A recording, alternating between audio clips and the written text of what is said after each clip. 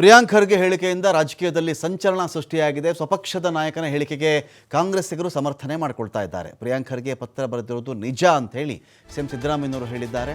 CM ಅದರ ಬಗ್ಗೆ ಚರ್ಚೆ ಮಾಡ್ತಾರೇನೋ ಗೊತ್ತಿಲ್ಲ ಅಂತ ಹೇಳಿ ಪರಮೇಶ್ವರ್ ಹೇಳ್ತಾರೆ. ಇದೇ ವೇಳೆ ABVP ಕಾರ್ಯಕ್ರಮದಲ್ಲಿ ಭಾಗಿಯಾಗಿದ್ದ ಬಗ್ಗೆ ಸ್ಪಷ್ಟನೆ ಕೊಟ್ಟಿದ್ದಾರೆ. ಅಬ್ಬಕ್ಕನಿಗೆ ಕೈ ಮುಗಿಯೋದು ತಪ್ಪೇನ್ರಪ್ಪ, ನಾನು ಅಲ್ಲಿ ಬರ್ತಾ ಇದ್ದೆ, ಹಬ್ಬಕ್ಕೊಂದು ಆಚರಣೆ ಇತ್ತು, ಆ ಸಂದರ್ಭದಲ್ಲಿ ಅದೇ ಸಂದರ್ಭದಲ್ಲಿ ನಾನು ಹಬ್ಬಕ್ಕನಿಗೆ ಕೈ ಮುಗ್ದಿರೋದು, ಇದಕ್ಕೆ ABVP RSS ಅಂಥೇಳಿ ಅದಕ್ಕೆ ಬೇರೆಯೇ ಅರ್ಥ ಕೊಟ್ಬಿಟ್ರು. ಆ ರಾಣಿ ಹಬ್ಬಕ್ಕನಿಗೆ ನಾವು ಕೈ ಮುಗಿಯೋದು ತಪ್ಪಾಗುತ್ತಾ ಅಂತೇಳಿ ಒಂದು ಕಡೆ ಪರಮೇಶ್ವರ್ ಪ್ರಶ್ನೆ ಮಾಡಿದ್ದಾರೆ. RSS ಒಂದು ಪೊಲಿಟಿಕಲ್ ಆರ್ಗನೈಸೇಷನ್, ಪೊಲಿಟಿಕಲ್ ಸಂಸ್ಥೆ ಅಂಥೇಳಿ ದಿನೇಶ್ ಗುಂಡೂರಾವ್ ಒಂದು ಕಡೆ ಮಾತಾಡ್ತಾರೆ. ಪ್ರಿಯಾಂಕ್ ಖರ್ಗೆ ಅವರು ಹೇಳಿದ್ದು ಸರಿಯಾಗಿದೆ ಅಂಥೇಳಿ ಸಮರ್ಥನೆ ಮಾಡ್ಕೊಂಡಿದ್ದಾರೆ. ಸ್ವಾತಂತ್ರ್ಯಕ್ಕೋಸ್ಕರ RSSನವರು ಏನೇನೂ ಮಾಡಿಲ್ಲ, ಅವ್ರದ್ದು ಬರೀ ಹಿಂದುತ್ವ ಅಷ್ಟೇ. RSS ನಿರ್ಬಂಧಕ್ಕೆ ಕ್ಯಾಬಿನೆಟ್ ನಿರ್ಧಾರವೇ ಬೇಕಾಗಿಲ್ಲ, ಅದಕ್ಕೆ ಆಡಳಿತಾತ್ಮಕ ನಿರ್ಧಾರ ಅಷ್ಟೇ ಸಾಕು ಅಂತ ದಿನೇಶ್ ಗುಂಡೂರಾವ್ ಹೇಳ್ತಾರೆ. ಅವರು RSSನವರು ಸರ್ಕಾರಿ ಜಾಗಗಳನ್ನ ಬಳಸ್ಕೊತಾರೆ.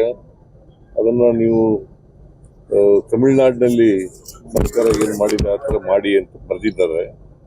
ನಾನು ಚೀಫ್ ಸೆಕ್ರೆಟರಿಗೆ ಪರಿಶೀಲನೆ ಮಾಡಿ ತಮಿಳುನಾಡಿನಲ್ಲಿ ಏನು ಮಾಡಿದ್ದಾರೆ ನೋಡಿ ಅಂತ ಹೇಳಿದ್ದೀನಿ. ಹೇಳ್ದಂಗೆ ಪತ್ರ ಬರೆದಿದ್ದಾರೆ. ಅದ್ರ ಬಗ್ಗೆ ಸರ್ಕಾರಿ ಜಾಗಗಳಲ್ಲಿ, ಶಾಲೆಗಳು, ಕಾಲೇಜುಗಳು ಈ ರೀತಿ ಸರ್ಕಾರಿ ಜಾಗದಲ್ಲಿ ಮಾಡಬಾರ್ದು ಅಂತ ಪತ್ರ ಬರೆದಿದ್ದಾರೆ ಅಂತೇಳಿ ನಾನು ಮಾಧ್ಯಮದಲ್ಲಿ ನೋಡಿದ್ದೇನೆ.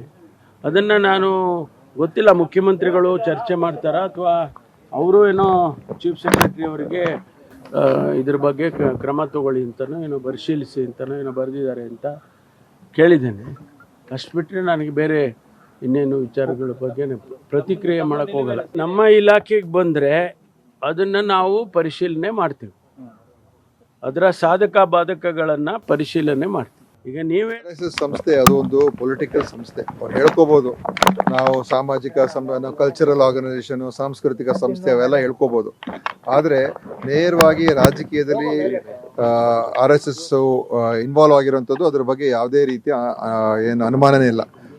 ಸಾರ್ವಜನಿಕರು ಕೂಡ ಗೊತ್ತಿದೆ. RSS, BJP, ಬಜರಂಗ್ ದಳ ಮತ್ತು ಇದೆಲ್ಲ ABVP ಇದೆಲ್ಲ ಅಂಗಸಂಸ್ಥೆಗಳು, ಎಲ್ಲ ಪೊಲಿಟಿಕಲ್ ಸಂಸ್ಥೆಗಳು ಮತ್ತು ಪೊಲಿಟಿಕ್ಸಲ್ಲಿ ಇನ್ವಾಲ್ವ್ ಆಗ್ತಾರೆ. ಸರ್ಕಾರಗಳನ್ನು ತೆಗೆಯೋದ್ರಲ್ಲಿ, ಸಚಿವರುಗಳನ್ನು ಬದಲಾಯಿಸೋದ್ರಲ್ಲಿ, ಮುಖ್ಯಮಂತ್ರಿಗಳ ಬದಲಾಯಿಸೋದ್ರಲ್ಲಿ, BJPಯ ಪಕ್ಷದ ಅನೇಕ ತೀರ್ಮಾನಗಳಲ್ಲಿ RSS ಇನ್ವಾಲ್ವ್ಮೆಂಟ್ ಇದೆ. ಆದ್ದರಿಂದ ಇದು ಒಂದು ಪೊಲಿಟಿಕಲ್ ಆರ್ಗನೈಸೇಷನ್.